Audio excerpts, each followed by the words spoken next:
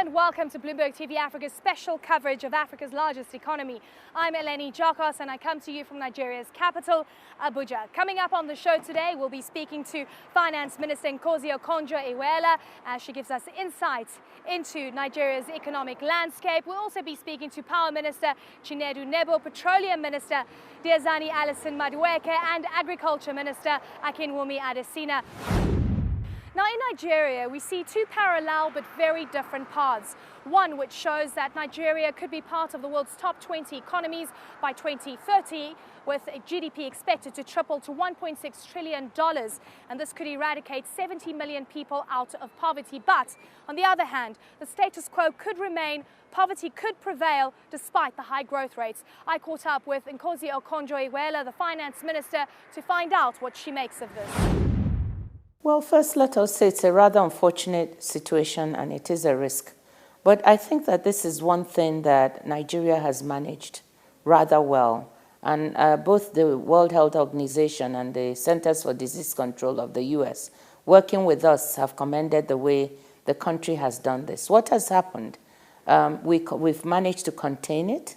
The number of cases right now as we speak, we don't have any cases because most of the people, we had about 19 cases. 6 people have died so far. 11 or so have recovered and been discharged.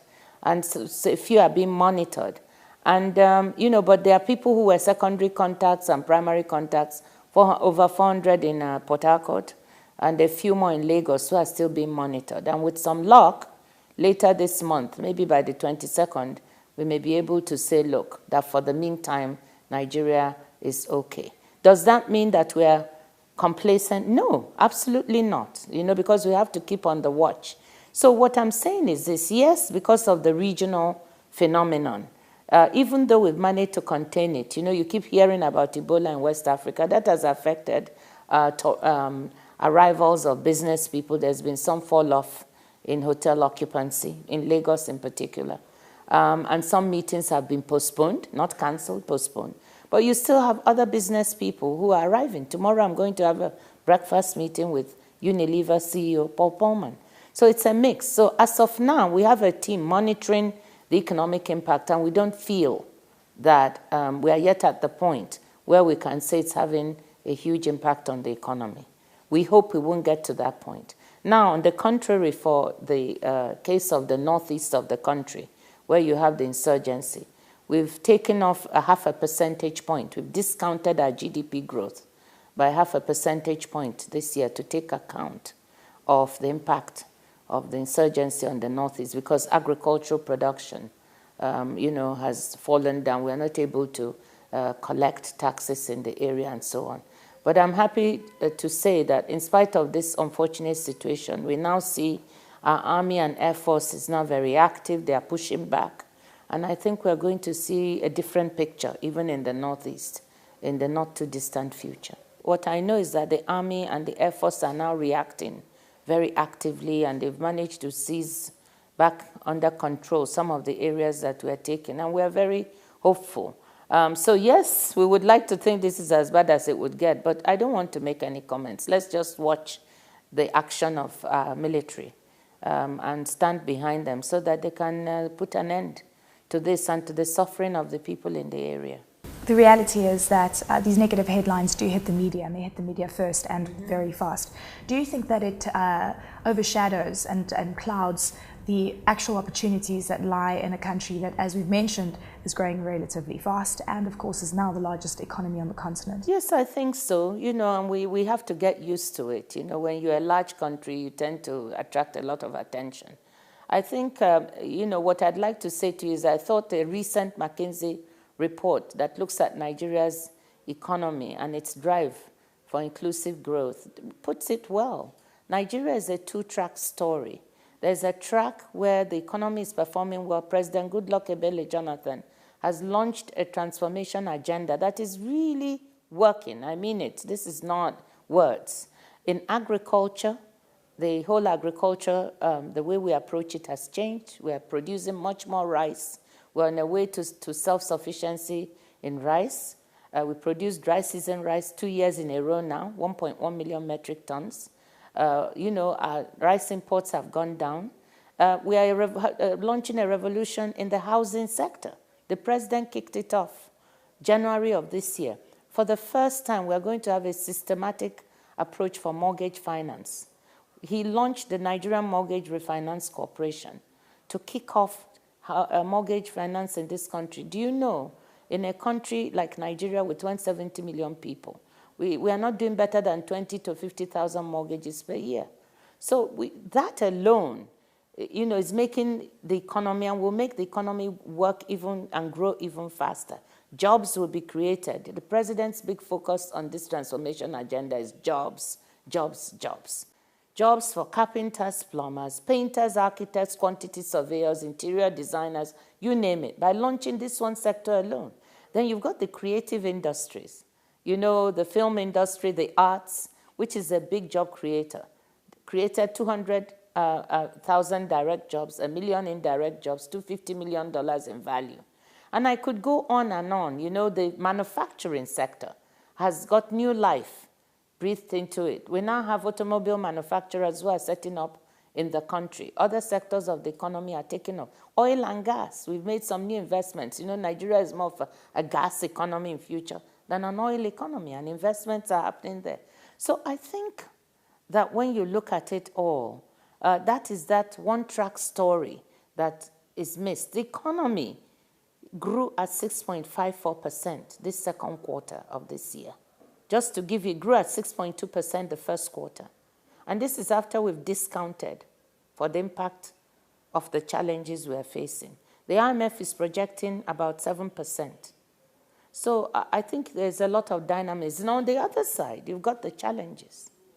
We are growing, but there's more inequality. We still are experiencing a lot of poverty at the bottom end of the ladder.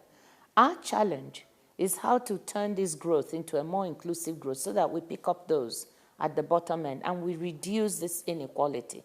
We don't want to grow in a way that leaves a lot of people behind. So we are struggling with these problems. But the issue, I think this McKinsey report is very interesting to me because they're saying that people focus more on the track about the challenges, the governance issues, corruption, lack of power infrastructure, the inequality.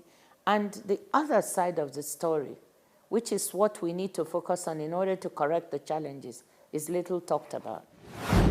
Right, we're going to a very short break, and when we come back, we'll be taking a closer look at the prospects of a Nigerian development bank. Stay tuned.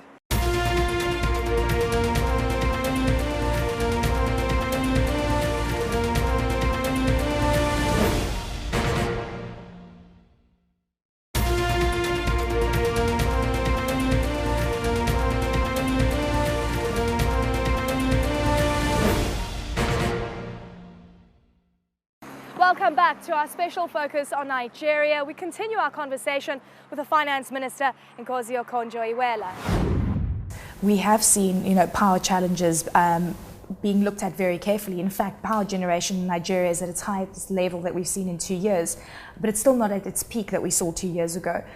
Do you think enough money is being put into this specific sector? The reality is the economy could be growing so much faster if we could electrify more of the country and, of course, if the private sector didn't have to own a generator. No, absolutely. You're absolutely right. I mean, what's amazing to us is that in spite of all these challenges we face, we are still one of the fastest growing economies in the world today. As you said, with a GDP of $510 billion, we are now the largest economy in Africa, and we are growing at 6.54% this last quarter. If we had the infrastructure investments accelerated and we could put more infrastructure in place, principally power, if we could do better, and we are going to do better, you would see, then you can then imagine what the growth of this country would be. So the fact that the president went ahead and launched this privatization of our power assets, we liberalized the sector so that you have new entrants like Azura, it's an IPP, an independent power project with $1 billion of investments. all of them designed to increase the megawatts we generate to give more power, more hours of power to our cities. When all that is in place 1 to 2 years from now, I think you're going to see an even more accelerated growth and hopefully more inclusive growth. Let's talk about tax. How does Nigeria plan to increase tax? We know that the tax to GDP ratio, I mean, we're hearing that it fell from 22% to 12% after the rebasing. What exactly are the figures right now that you're looking at? Yes, this is interesting because people think the rebasing is all about larger and larger figures. But there are some ratios that don't look so good. Prior to rebasing, a tax to GDP ratio or revenue to GDP ratio was about 20%, already 2 percentage points below that of economies at a level of middle-income countries. After the rebasing, it's fallen down to about 12%. So this doesn't look so good. So, for those who think we were going after rebasing for large numbers, no. This is a ratio that is not good, and we have plans. We are already focusing on better tax collection in the non-oil sector. The rebasing showed that our economy is much more diversified. Nigeria is not really an oil story or a gas story. Yes, it will be a gas story in future. It's not really. It's really a services, manufacturing, and agriculture story. What does that mean? It means that we have the base on which to build a stronger tax system. And we've started. We hired McKinsey. They're embedded with our revenue authority. And already we are making very good progress to strengthen our revenue administration, plug leakages, and we've set targets to increase, our tax collection first by $500 million, and we'll go to $1 billion, and we'll ramp it up to $2-3 billion. So we are working our way through. We will also look at tax policy. Once we've fixed tax administration, because there's no point changing policy if your administration is weak. Once we've done that, we'll move to policy. And you're going to see that we have a target to get ourselves back up to 20% of the new rebased GDP. There's no real source of term money in this economy. It's very difficult for business people, especially small and medium enterprises, to find any money for 5 years, 7 years. Mostly they can borrow for 1 year to 3 years. If you want to build a business sustainably and you want your economy to have sustained growth, you've got to fix access to finance. Not just for running the company, but also for longer-term investment. That is why we are building the Development Bank of Nigeria. And we hope the ultimate drive or dream or vision is to capitalize it up to $10 billion. But we are going to start with about $2 billion, and we are going to go up to $5 billion. The institution is going to get strong and get rated, and it will be able to float its own money and have very, very strong capitalization. We're very excited about the prospects, and we are getting so much help. The World Bank, the African Development Bank, the KfW of Germany, the BNDES of Brazil, the Development Bank of South Africa. Are they all going to capitalize? No, they're working with us. So where's the money going to actually? No, the money comes from 4 sources. One, of course, is the government. The second is the World Bank that is putting in $500 million. The African Development Bank, another $500 million. And African Development Bank is actually taking an equity stake in the institution, which is unusual. They really believe in it. And the KfW of Germany is also going to give us a line of credit for this. And then the government is going to come. But let me tell you something. This is not going to be like the old development banks we had that didn't work. We have registered this, and I want to really commend President Goodluck Ebele Jonathan. He supported an unusual move, which is to register this as a private sector institution. So it is a public-private partnership of sorts. It's government-supported, but private sector registered and run. And will run on principles that will make sure governance will be very strong. Sovereign Wealth Fund has now been rated the second most transparent in the world by the Sovereign Rating Institute. So we are going to do the same process. We will advertise. We will get the best person to run the institution. And when I look at what's happening in the rest of the continent, we're seeing a lot of Eurobonds being issued at this point. And it's interesting when you look at a country such as Ghana, where we know just a few years ago we saw the debt scrapped, and then suddenly Eurobonds being issued, country doing well, and then also seeing that it needs to embark on talks with the IMF. Putting Ghana aside, do you think that African countries are issuing Eurobonds at a time where perhaps they should not be embarking on creating so much risk? Do you think it is a problem down the line, or do you think that we'll be able to take the money that we raise through Eurobonds and spend it wisely? Well, I think we need a lot of caution. You know, we've had a very difficult history with debt, and we got debt forgiveness, the HIPIC, Highly Indebted Poor Countries Initiative, which freed many countries. For Nigeria, there was a special case. We also got debt relief. I think that the continent as a whole needs to be very careful. You got it right. If you're borrowing to invest in activities, productive activities with high returns, that is fine, including even human resource development, because developing your people and educating them is the wave of the future. So I'm not necessarily just talking physical infrastructure, but it has to be investment with high returns to justify the borrowing. But even then, I would be very cautious. And I think on the continent, we shouldn't get too enamored, you know, with going out and floating these bonds. Yes, carefully managed.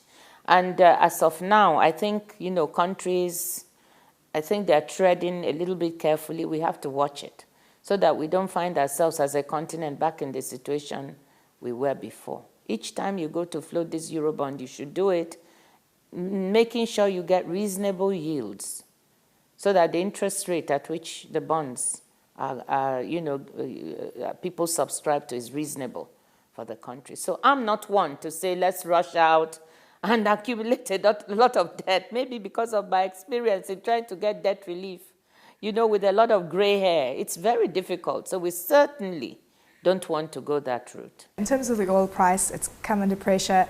At what point would you say Nigeria is in trouble if the oil prices reach a specific point? And you were talking about diversifying the economy. We're seeing that happening already. Is it something you've got your eye on? Well, absolutely. And the point is that, you know, knowing what we know about the volatility of oil prices and about the need to make sure that we capitalize on a diversified economy, we've been working hard. As you know, years ago, during my first stint as finance minister, 2003 to 2006, we put in place a mechanism to manage volatility. We started to delink the price, oil price at which we budget, away from the market price. So that gives us a cushion. So we budget at much lower than the market price, and whatever is above it, we try to save. This is the famous excess crude account. We have about $4.11 billion in it now. And we will continue to do that to cushion the volatility. But beyond that, I think we need to stop thinking of Nigeria. Even we Nigerians need to stop thinking of the country as an oil economy. We really have to work very hard. There's no complacency here. We must capitalize on the real sectors of the economy, the real assets we have. We have land, good for agriculture. We have a lot of other minerals, by the way, that we haven't even exploited. You know, 33 solid minerals. You know, you can name it from gold to tantalite to granite. We've got it. We haven't even started to exploit that. My beautiful floor here is Nigerian granite. You know, so we've got that. We've got our human resource in the creative industries. We've got housing. We've got so many things to capitalize on. And I want us really to start changing our mindset about Nigeria. Nigeria's story is not only about oil or energy. Yes, it will continue to be important as a source of revenue, but we really need to drive the economy away from where we have 70% of our revenues in oil and 30% from other sources. We want to drive it to where 1/3 of our revenues come from oil and 2/3 from the non-oil sector. That's the vision for this economy. That is when we can say that, yes, we are capitalizing on our very diversified base. And we have to drive. It will take us time. It's not going to come overnight. But once we have that vision, a decade from now, 15 years from now, we should be moving towards that goal. Time for a quick break. We'll be back right after this.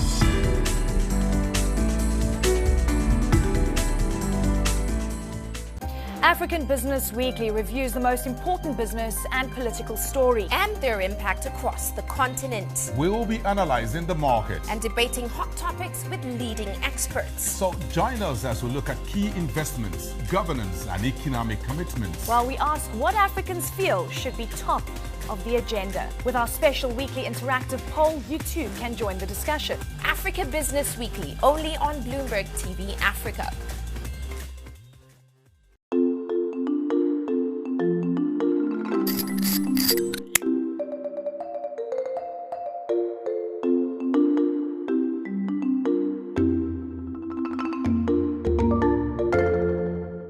I think that Africa has turned the corner and that Africa is the next emerging continent in this world. It is up to the people of Africa to seize this moment. We're just beginning because for the first time in a long time, all the economic issues are beginning to be corrected. We have a very rich continent, amazing resources, and people need to work now to produce this new Africa. Look, Africans broke the barrier. For the first time, Africans blazed a trail, and they should be proud of it, and why not?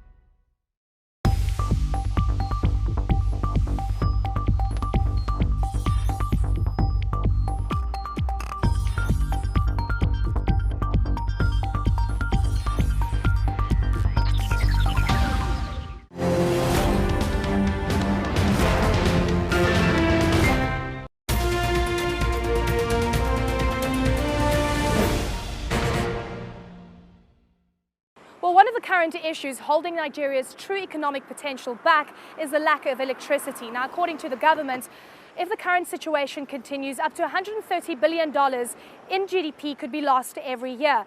I spoke with Power Minister Chinedu Nebo to find out how Nigeria plans to tackle these issues. President Jonathan inherited a regular generation of 2,500 megawatts. That's what was very typical. That's what we continue to get, and it actually was much less than that, but eventually, by the time he became president, it was about 2,500 megawatts. We now generate, transmit, and distribute about 4,500 megawatts, including the spinning reserves. And the reason you need to have a spinning reserve is that it helps to stabilize, regulate, and make the transmission network more reliable. And that is why recently we haven't had a colossal national systems collapse. And that's because we've had a consistent spinning reserve. That is there so that anytime there is a crisis somewhere, you can call on your reserve to stabilize the entire system and not make the entire system collapse. So right now, we are at generation capacity on a daily basis of about 4,500 megawatts, barring, places where these vandals go and bust gas pipelines, and we just had one recently that made us drop to 4,000, but it's being repaired. In the next 2 days, it will come up again. And so I would say that for a president to inherit 2,500 megawatts and now bring it up to 4,500 megawatts on a regular basis, and then hopefully by the end of the year, should this be beyond 5,000 megawatts, which means he will be doubling what he inherited, I think that's quite a feat for any leader of a country to do. You're looking at 5,000 megawatt power generation by the end of the year. More than that. More than that. Obviously, gas is one of the biggest issues. That's right. How do you plan to get around this? Of course, there are various initiatives underway at the moment. Gas supply has been a limiting factor, but very thankfully, recently, I've had so much synergy with the Honorable Minister of Petroleum Resources, Diezani Alison Madueke. We've had so many meetings, and at a time we had to involve the Governor of Central Bank of Nigeria and the Chairman of the Nigerian Electricity Regulatory Commission. And all this were done to make sure that the gas producers are incentivized to ensure that we have regular gas flowing to the turbines.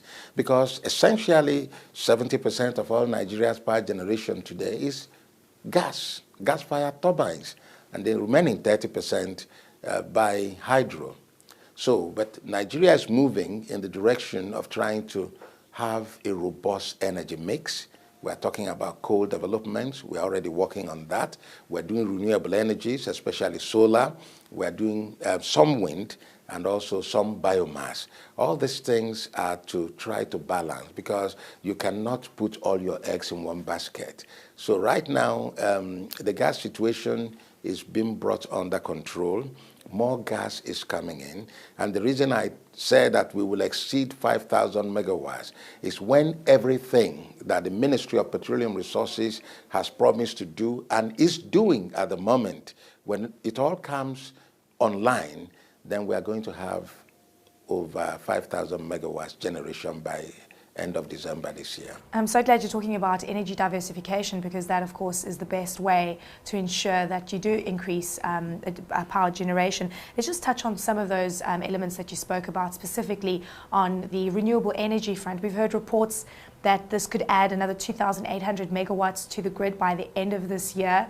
It seems like a really big number. Is that what we can expect? You're talking about wind and the likes of solar. Those take a while. We have on the ground now some companies that are working on solar generated power. The plan is to get 2,000 megawatts on the grid. That's not going to happen overnight. That will not happen by the end of this year. But toward the end of next year, we expect that that will be, mostly ready. That's one company. There are other companies that are working on 100 megawatts of solar. We have one that the government actually was working on 10 megawatts only of wind energy. And there are many companies that have come asking for licenses to do renewable energy, and we are working with them. But the issue of coal is so significant. Many people think that coal will solve most of Nigeria's problem. I really don't think so. We don't have that measure of coal, proven coal reserves in Nigeria. Part of our problem with coal is that we do not have a lot of bankable feasibility studies to quantify the actual amount of coal. And in order to incentivize investors in coal, you have to do something. You have to make sure that they know scientifically all the coal you have so that they can design their power plants and so build to specification. With regards to financing companies that are looking into distribution and general generation as well, has there been any hold-up in this regard, or are things going as planned? We have an avalanche of interest. It appears that the power sector is besieged with all kinds of investors from all over the world. They're coming from Western world, they're coming from Eastern world, and Nigeria is almost about number one destination for foreign direct investment in the world today. And much of this is coming in the energy, in the power sector. So there is no dearth, no lack of investors in that regard. In fact, what we are saying is we are beginning to screen. It's come to a place where even the regulator is saying there are too many applications for licenses. Should we continue? We said, well, our policy is yes, let's continue. We still have a very low per capita generation capacity in Nigeria. And so what is the plan with regards to coal? Because we know it is an easy solution. We see that in the likes of South Africa as well, as an example. What is the incentive the government is going to be given? The government is doing a lot of work now. Unfortunately, decades ago, many of the coal blocks were signed out to enterprises or people who have not developed them and who didn't have the clout to develop them. Government has done a rethink on that, and right now we are working on making sure that some of those coal blocks are taken away from those who have refused to develop them for decades and given to those who can actually develop them. So it is quite foreseeable that in the next couple of years, coal should be able to give us, in the next several years rather, coal should be able to give us more than 3,000 to 5,000 megawatts of power. How many more Nigerian homes have electricity than a year ago? It's really tough to quantify that. The idea is to make sure that we put about 1.5 million more people each year connected to the grid. That is an ideal situation. We haven't quite achieved that, but I can assure you that with all the rural electrification work that is going on, we are seeing hundreds and thousands of more Nigerians connected to electricity. It will take time to have such a massive push, and in order to do that, we must make sure that our super grid is in place. And then that is the reason government is now open to inviting private investment in the transmission network. And eventually we are going to have PPP projects or concessioning of regional transmission networks so that it will be more efficient, it will reach many more people, just like telecoms. When telecoms came, we had 150,000 telephone lines in Nigeria, much less than that. Today we have 120 million GSM phones functional in Nigeria. And we are expecting that with power, we will even do better than that. And of course, it takes a long time to build a coal-fired power plant as well. So you need to take that into consideration. At this point in time, are investors showing a lot of interest with regards to coal, or is gas still going to be the big focus, do you think, from the investor's perspective? Yes, investors are showing a lot of interest. And you have a resource that is there, that is available. In India, they have coal plants that have to haul coal for 1,000 miles in order to get the fuel, coal, in order to fire their plants. Here in Nigeria, you can build coal plants in situ, right where the mines are. So it's a winner anytime, any day. It's just that we need to be very sure that the three-dimensional seismic studies are done to really quantify the coal, because it's only when we know the exact value of coal in each block that we can design for 30 to 50 years a coal plant that can utilize the coal. Let's get a sense on the distribution capacity in Nigeria right now. And you were alluding to power generation capacity sitting at around 8,000 megawatts. What is the distribution capacity, transmission capacity? That is quite an important element as well in the mix. Right now, the transmission capacity is not at par with the generation capacity, but the government has done a lot and has attracted a lot of funding to strengthen the transmission infrastructure. A lot of this was in a state of disrepair and decay before the current administration of President Goodluck Jonathan. But since he came, we've seen an infusion, and we have an infusion of resources not only to strengthen the infrastructure for transmission, but also to expand it. And we have a blueprint for a national grid, a national super grid. That's a very expensive thing. I'm excited about that, because when that takes place, it means we can reach mostly any part of Nigeria that we would like to do. But right now, the transmission capacity is actually in the range of 5,500 megawatts. We're hoping that by the end of 2015, it will have gone up beyond 8,000 megawatts, and then it will be able to wheel out as long as we have the gas to fire the turbines. And the hydros, of course, are working, but especially with the gas situation, which is now improving, we will have enough wheeling capacity later part of next year. What do you say to those that are sitting at home and, waiting for the sun to go down, knowing that they can't really do anything after the sun goes down, and they're sitting in the darkness and sitting with candles and waiting for their lives to be improved? That was why Mr. President, on the 13th of January 2014, this year, physically launched Operation Light Up Rural Nigeria. He launched it at sites that were chosen, 3 different sites, where we were able to demonstrate to the business world and the entire world that we could give 24/7 power supply to remote rural communities that are off-grid. Some of them so far-flung from the national grid. And so Mr. President is doggedly determined to ensure that those rural areas get power. That's why we started that. And he promised that every state will have 3 of such communities as a flag-off or a pilot stage, where we will now allow the private sector to come in and latch onto that and spread this electricity like the telecom, so that even in the rural areas, our grandmothers, our mothers, and children born not in the cities but in rural areas can have the beauty of being part of this revolution of giving Nigerians power. We're going to a short break, and when we come back, we take a look at the oil industry with Petroleum Minister Diezani Alison Madueke, and we get insight into the agriculture sector with Minister Akinwumi Adesina. Stay with us.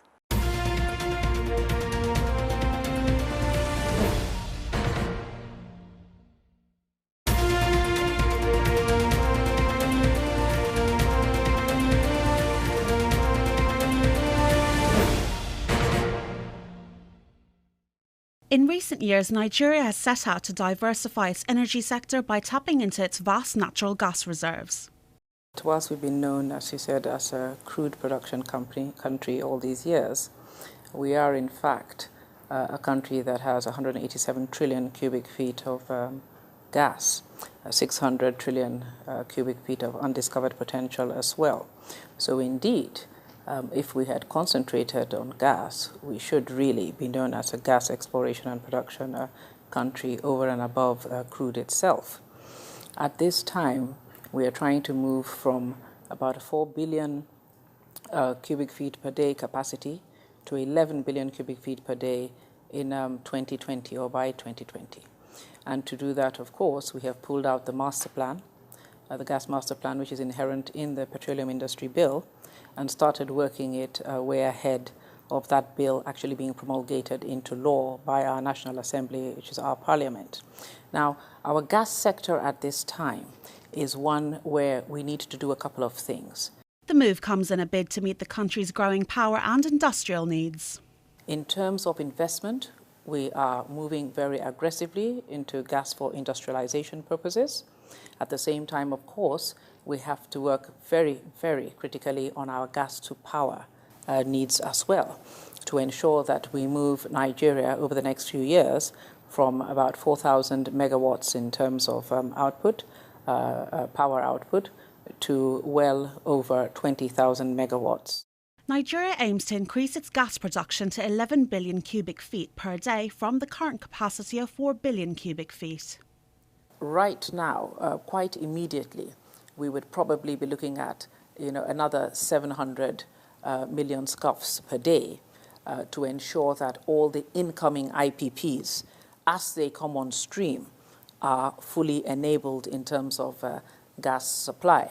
And to do that, of course, we are looking in the short term at quite a few creative projects or creative ways of ensuring that the gas supply that was never there in the first place, or rather the infrastructure had not been put in place all these years, but that we actually are able to enable enough volumes of gas to give us at least a stable quantum of electricity going forward. In the short to medium, in the more medium term, we're putting together, of course, the more critical, tangible, infrastructural areas that have to be looked at, such as the pipelines I talked about earlier.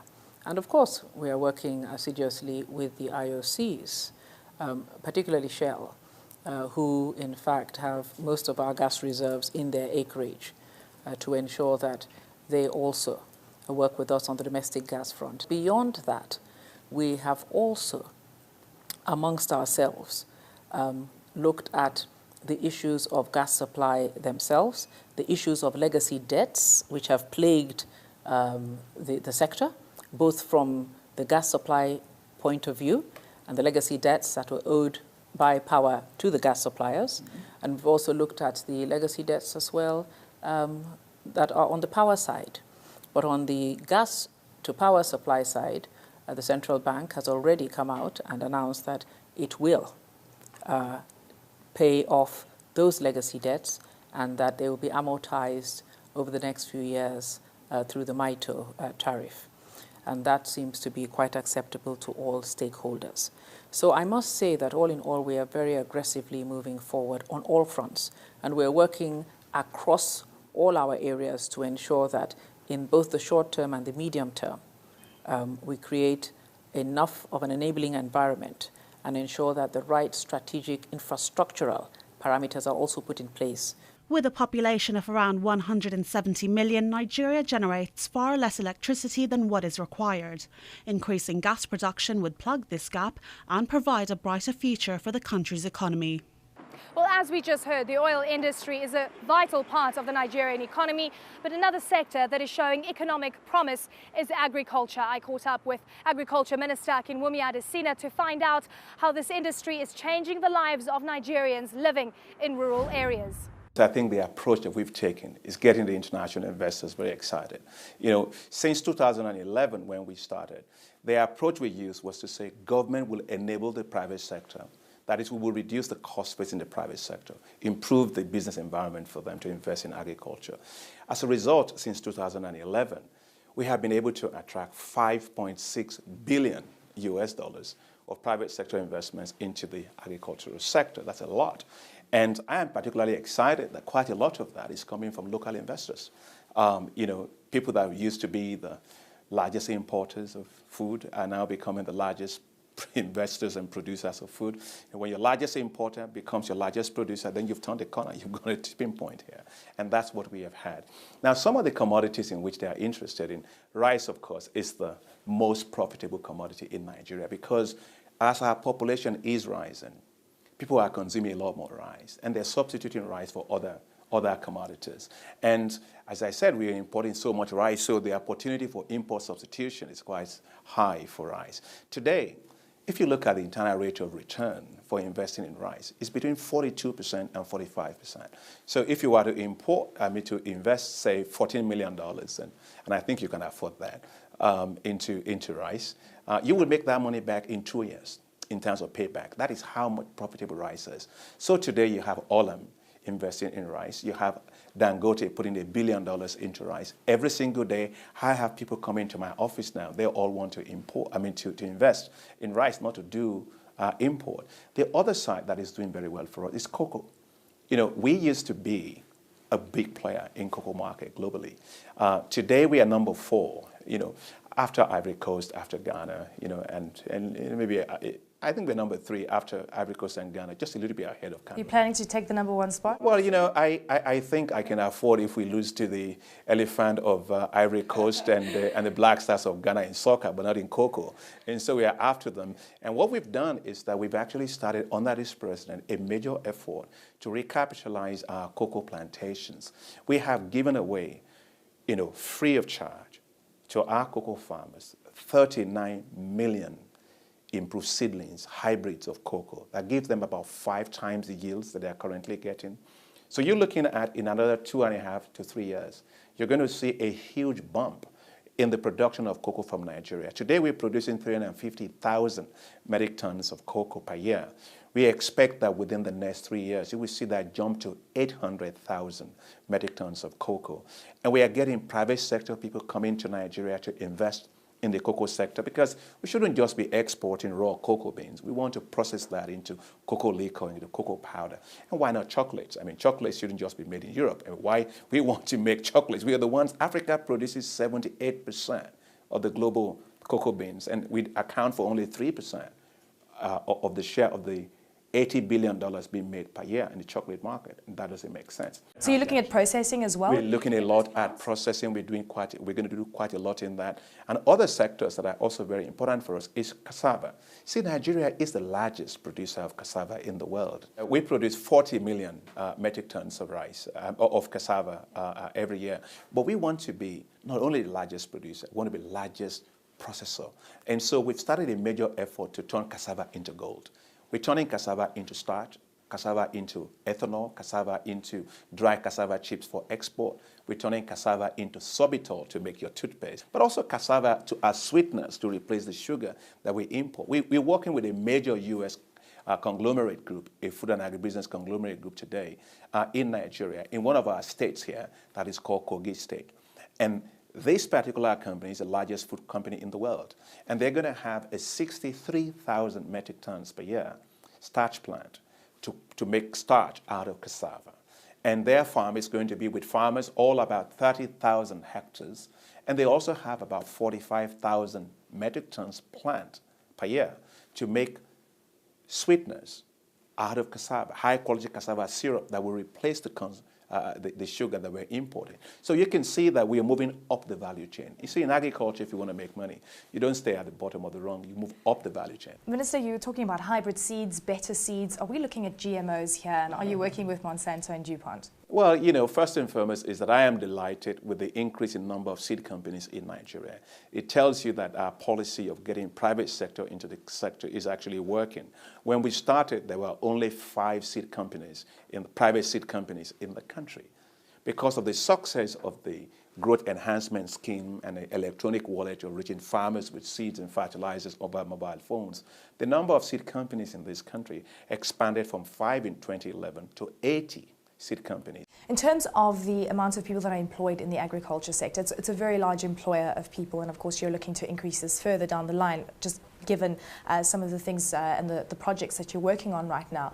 What is the current figure and what are your targets? We are not a really mechanized agricultural system right now, and so most of our labor is actually when you're weeding, you're actually using labor, you're planting, you're using labor, you're harvesting, you're using labor. So, I mean, the huge amount of labor impacts are very huge in the farming sector. We estimate that, you know, by the end of last year, that we have added close to 3 million, you know, farm labor, seasonal labor into the agricultural sector, not to talk about additional labor in the value chains as well. And here is some of the things that really gets me excited. When this president launched the dry season farming policy, for the first time in the history of our country, we now produce food in the main season, wet season. We also produce it in the dry season. So everybody's busy working. And so everybody's working and jobs are being created. When the president went and launched Olam is one of our largest importer of rice. And today, they've shifted to being local producer of rice. And they have a big rice farm, about almost 9,000 hectares. When Mr. President went over there, he was surprised. That farm alone, you know, employs well over 1,400 women every single day. And, you know, they are paid, you know, almost 3 times the local wage that you have. And that's the power of agriculture. It has the greatest power, more than any sector, to create jobs. And the reality is that agriculture is very volatile, it's sensitive to weather changes and so forth. You know this better than what I do. What kind of subsidies would you have in place to you know, take on the shocks that the average farmer would experience? And would this then make agriculture an unprofitable business down the line if you do see these types of shocks happening more frequently? As a country, we cannot abandon our farmers. We must support our farmers. And we're supporting our farmers in different ways. First and foremost is to make sure that our farmers are able to get farm inputs they need. That is fundamental. And what we did in Nigeria is quite revolutionary. When we used the mobile phones to reach our farmers with farm inputs, it was because we wanted them to get it. We are the first in the world to actually develop that system of doing that. And we've reached 14 million farmers, all getting their seeds and fertilizers via electronic coupons on their mobile phones. But that's just one part of the picture. The other part of the picture is the fact that with distresses that are here with climate change, many of those same farmers are going to be quite vulnerable. And so what we're doing is that first and foremost, we've launched an insurance program to get our farmers all insured. You know, I pray, I like prayer quite a lot, but I don't believe that, you know, African or Nigerian farmers have to wake up in the morning, you know, they pray before they sow, they pray when they're, after at harvest, they pray for every single thing. You look at farmers in America and Europe. If there's a shock, hail, storm, whatever it is, they are fully covered. And so we can't abandon our farmers. So we decided that we are going to launch a farm insurance program to cover our farmers. It's called Planting with Peace. They just have to pay a little bit amount of money for every bag of seed and fertilizer, and they are fully covered. So if there is a shock, flood, or drought, they are covered. We are also rapidly extending new technologies for them for drought-tolerant crops so that they can resist the drought that they are getting. We are also giving them quite a lot of support for new things like drip irrigation, so you can actually manage water better, so you get more per drop of water in terms of grain than what you currently have. So we will not abandon our farmers. We'll support them robustly like everybody else does their farm. Minister, lastly, how much food produce goes to waste? We know that we've had big issues in the tomato industry, as an example. What happens is that we're producing a lot of food, and we lose quite a significant share of that, unfortunately, because the farmers don't have very good or modern farm storage systems, and we are tackling that. For example, if you take a look at tomatoes that you just mentioned, we are the largest producer of tomatoes in Africa, but we are importing that via tomato paste out of China and out of Italy. It doesn't make any sense. And the reason basically is that we don't have a way of processing it. Now today, our private sector, they're closing that particular gap. You know, Dancer Food is investing $45 million in Kano State to put up a world-class tomato processing plant that will process all that tomato into paste that therefore will replace the amount that we are currently importing. If you look at what we are doing with regard to warehouse capacity in the country where farmers can store, we have today, as a government, 3 years ago, we had about 300,000 metric tons silo capacity in the country. Today, we have 1.3 million metric tons of silo capacity, more than silo capacity in the country. That allows our farmers to store into that. We are moving into commodity exchanges, where our farmers can then take their produce into a warehouse, and you get a warehouse receipt, and therefore you know you can store it there and get money as the commodity prices rises later.